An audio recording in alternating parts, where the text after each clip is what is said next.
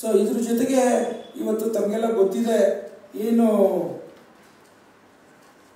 ಹಿಂದೆ ನಡೆದಂಥ ಘಟನೆಗಳನ್ನು ಅವಲೋಕನ ಮಾಡಿದ್ರೆ ಒಂದು ಕಾಂಪೌಂಡ್ ಬಿದ್ದಂಥ ಸಂದರ್ಭ, ಒಂದು ಕಂದ ಸಾಹಿತ್ಯ ಲೋಕಾಯುಕ್ತರು ಅದನ್ನ ಪರಿಷ್ಕರಣೆ ಮಾಡಿ ಮಾಹಿತಿ ಕೊಡ್ತಾರೆ, ಎಲ್ಲೋ ಒಂದು ಕಡೆ ಕಳಪೆ ಕಾಮಗಾರಿಯಿಂದ ಆಗಿದೆ ಅಂತ.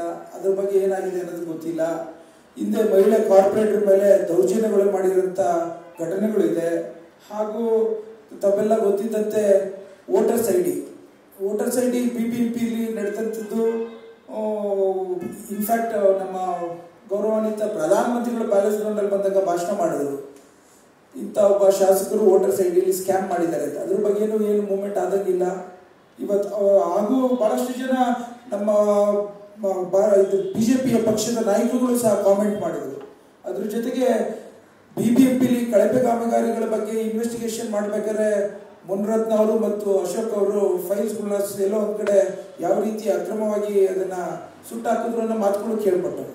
ಸೊ ಹಾಗಾಗಿ ಇಷ್ಟೆಲ್ಲ ಹಿನ್ನೆಲೆ ಎತ್ಕೊಂಡು ಇವತ್ತು ಒಂದು ಸಮಾಜದ ಪಿಡುಗು ಇರುವಂಥ HIV ಮಾರಕವಾದಂಥ ವೈರಸ್ಸನ್ನು ಬೇರೆಯವ್ರಿಗೆ ಹರಡಿಸುವಂಥ ಒಂದು ಅಕ್ರಮವನ್ನು ಮಾಡ್ತಾ ಇದ್ದಾರೆ ಅಂತಂದರೆ ಇದು ಎಷ್ಟು ಸರಿ, ಈ ಸಮಾಜಕ್ಕೆ ಎಷ್ಟು ಕೊಡುಗೆ ಕೊಟ್ಟಂಗಾಗುತ್ತೆ, ಯಾವ ರೀತಿ ಚಿಂತನೆ ಇದೆ, ಯಾವ ರೀತಿ ಮನಸ್ಸಿನ ಆಲೋಚನೆ ಇದೆ ಅನ್ನೋದನ್ನು ತಾವೆಲ್ಲ ಆಲೋಚನೆ ಮಾಡಬೇಕು ಅನ್ನೋದೊಂದು ನನ್ನ ಅನಿಸಿಕೆ. ನಾನು ಮತ್ತೊಮ್ಮೆ ಇವತ್ತು ಸರ್ಕಾರದಲ್ಲಿ SIT ಫಾರ್ಮ್ ಮಾಡಿದ್ದಾರೆ.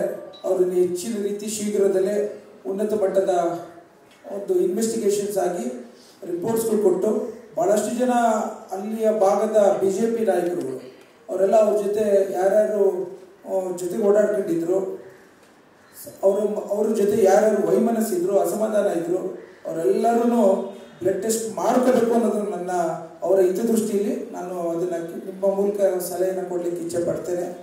ಯಾಕೆಂದರೆ ನಾವು ಫಂಕ್ಷನ್ಸ್ಗಳಲ್ಲಿ ಹೋಗ್ತಾ ಇರ್ತೀವಿ, ಭಾಳಷ್ಟು ಕಡೆ ಗುಂಪುಗಳಲ್ಲಿ ಹೋಗ್ತಾ ಇರ್ತೀವಿ. ಈ ನೀಡಲಲ್ಲಿ ಆ ವೈರಸ್ಸಿನ ಬ್ಲಡ್ ಪಾಸ್ ಮಾಡಿರೋದು ಎಷ್ಟೊಂದ್ಸಲಿ ಗೊತ್ತಾಗಲಿಕ್ಕಿಲ್ಲ. ಸೊ ಹಾಗಾಗಿ ನಾನು ನಾಯಕರುಗಳು ಪಾಪ ಅಶೋಕ್ ಸರ್ ಬಗ್ಗೆ ಮಾಡಿದ್ದು ಅಂತ ಅನ್ನೋದನ್ನು ಹೇಳ್ತಾ ಇದ್ರು. ಸೊ ಎಲ್ಲರೂ BJP ನಾಯಕರುಗಳೆಲ್ಲ ಪರ್ಸನಲ್ ಟೈಮ್ ತೆಗೆದುಕೊಂಡು ಇದನ್ನ ಬ್ಲಡ್ ಇನ್ವೆಸ್ಟಿಗೇಷನ್ ಮಾಡೋದು ಸೂಕ್ತ ಅಂತ ನಾನು ಭಾವಿಸ್ತೇನೆ.